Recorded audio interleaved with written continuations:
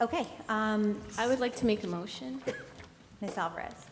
I would like to make a motion to make Dr. Lehman the acting superintendent retroactive to May 6th. Second. Second.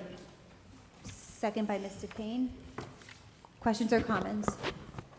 I Bora? would like to table this motion till we've had the discussion on the current superintendent, which is supposed to be at the tail end of this meeting.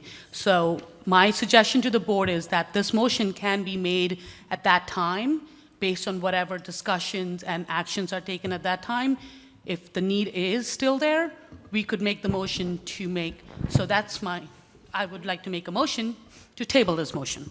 Okay, so Ms. Bora made a motion while a motion is pending. Second. And so the motion to table, so long as we had Mr. Tufano's second, which I just heard, the motion to table takes precedence over the motion that's currently pending. So we're going to vote now on the motion to table by Ms. Bora. Are there questions or discussions on the motion to table? No. Okay, See none? so Roll call. Ms. Allen, please. Yes. Ms. Alvarez? No? Ms. Bora? Yes? Ms. DePayne? No. Dr. Peck? Yes. Mr. Pirro? No. Ms. Ratner?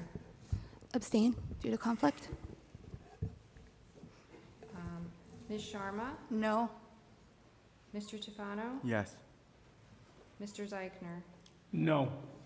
Ms. Fabiano? No. Motion does not pass. So now we're back to the motion to appoint Dr. Lehman as the acting superintendent. Did you say retroactive? Retroactive To May to 6th. May 6th. Excuse me, Mr. Weiss? I have a Yes. question. So this means when we appoint Dr. Lehman, we're going to have to draw up a contract where he will be getting paid the same amount of money as Mrs. Chanley, who's on paid leave. So now No. we're going to have two superintendents with a high salary? Is that what we're doing? Not necessarily, Mr. Tufano. The issue is that the board has a policy that says that when a superintendent is incapacitated, that an acting superintendent should be appointed. In that policy, the policy defines incapacity as it includes a superintendent who's on suspension. And so there's a school of thought that says that an acting superintendent should be appointed. However, kind of the contra to that is that in the assistant superintendent's job description, it has a line item that says that the assistant superintendent is to perform the role and function of the superintendent in the absence of the superintendent. So it's my legal opinion that this motion is not legally necessary because the assistant superintendent job description contains that line item.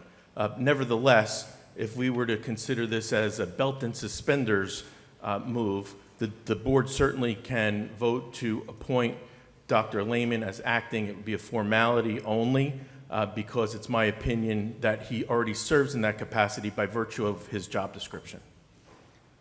I have another question for Mr. Weiss, Yes. Madam President. Given my initial hesitation to put this motion at the end of the night, so now if something changes with the situation with Dr. Chanley, we've appointed Dr. Lehman as the acting at the end of this motion, how does that, does it automatically, revert at whatever time Dr. Chanley is back? Yeah, yes. The short answer to your question is yes, because there would be No affirmative action of the board needed for that? I would suggest that the board formally, the board would formally reinstate the superintendent. And so by virtue of that, I would say that the acting superintendent title is extinguished. But again, if the board wanted to be doubly sure that there's no issue, when the board reinstates Dr. Chanley, it could at the same time end Dr. Lehman's acting status, acting superintendent status. Thank you. You're welcome. Thank you. Any other questions or comments? Okay, can we have a roll call, please? Yes. Ms. Alvarez? Yes? Ms. Bora? Yes. Ms. DePayne? Yes. Dr. Peck? Yes. Mr. Pirro? Yes. Ms. Ratner? Abstain due to conflict? Ms. Sharma? Yes. Mr. Tufano? No. Mr. Zeichner? Yes. Ms. Fabiano? Yes. Motion passes.